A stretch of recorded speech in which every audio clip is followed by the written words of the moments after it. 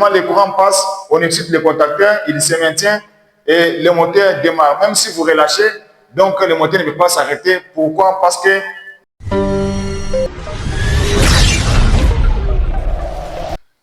mesdames et messieurs, bonjour et bienvenue sur ma chaîne YouTube. Dans cette vidéo, nous allons parler du démarrage d'un moteur asynchrone triphasé, un sens de marche. Donc, je vais vous montrer dans cette vidéo comment vous pouvez réaliser les schémas de puissance et les schémas de commande du démarrage direct d'un moteur asynchrone et sens de marche. Alors, avant de commencer, si vous n'êtes pas encore abonné sur ma chaîne, c'est maintenant qu'il faut le faire pour ne pas rater les prochaines vidéos qui vont tomber sur cette chaîne chaque dimanche à partir de 20h juste. Alors, restez jusqu'à la fin de cette vidéo. Vous allez comprendre comment vous pouvez réaliser les schémas de puissance et les schémas de commande du démarrage direct d'un moteur asynchrone triphasé.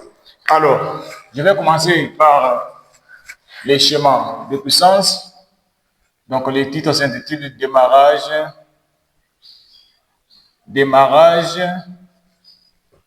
direct d'un moteur asynchrone triphasé. Un sens. Alors, ce que vous devez comprendre est que la première des choses, avant de réaliser le schéma de puissance, nous aurons besoin d'avoir de la source triphasée. Donc, la source de tension qui est triphasée. Parce que si nous sommes dans le système triphasé, parce que normalement, le moteur asynchrone est alimenté par un secteur triphasé. Ici, nous avons les réseaux système triphasé, RST, le moteur qui alimente 3 fois 380 volts, barre 50 Hz qui est la fréquence. Alors, ici, après avoir fait la source de tension, nous aurons besoin de ce qu'on appelle les sectionnaires, l'appareil d'isolement. Donc, l'appareil d'isolement, donc vous aurez besoin de l'appareil d'isolement. C'est un appareil qui isole les circuits avec toute source de tension. Alors, sur les contacts de cet appareil qu'on appelle sectionnaire, nous allons ajouter les fusibles pour la protection contre les courts-circuits. La protection contre court-circuit. Donc, on appelle ça maintenant sectionnaire à porte fusible parce qu'il comporte des fusibles sur ses contacts.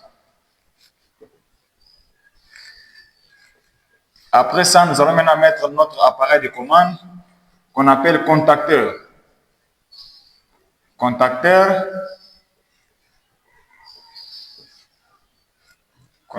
on peut nommer ça directement ici KM1.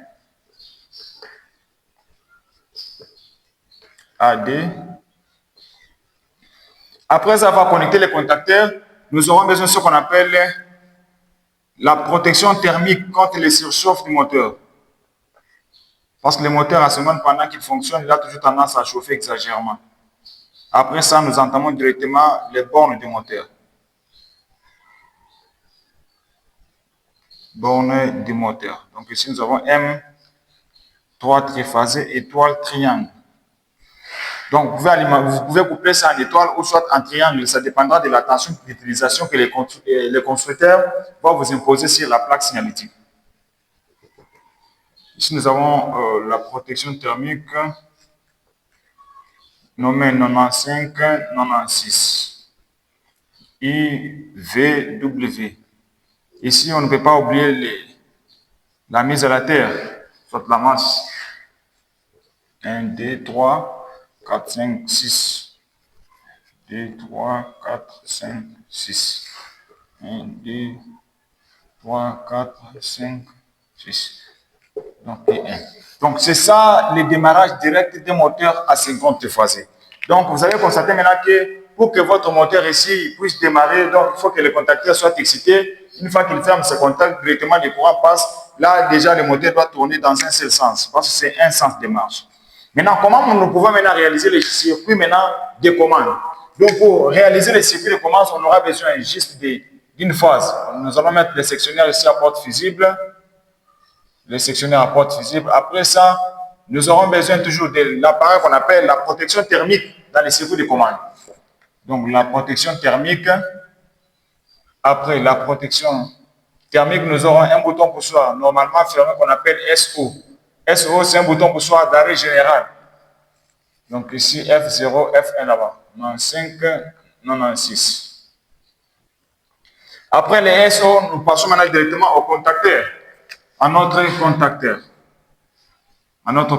Il y a directement S1. S1 directement passe jusqu'au niveau de notre contacteur directement. Notre contacteur. KM1. Ici, on peut toujours mettre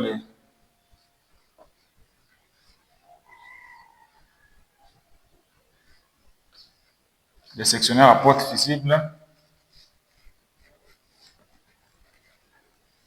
Voilà. Ici, maintenant, on met la tension d'utilisation de 120 volts, barre 50 Hz.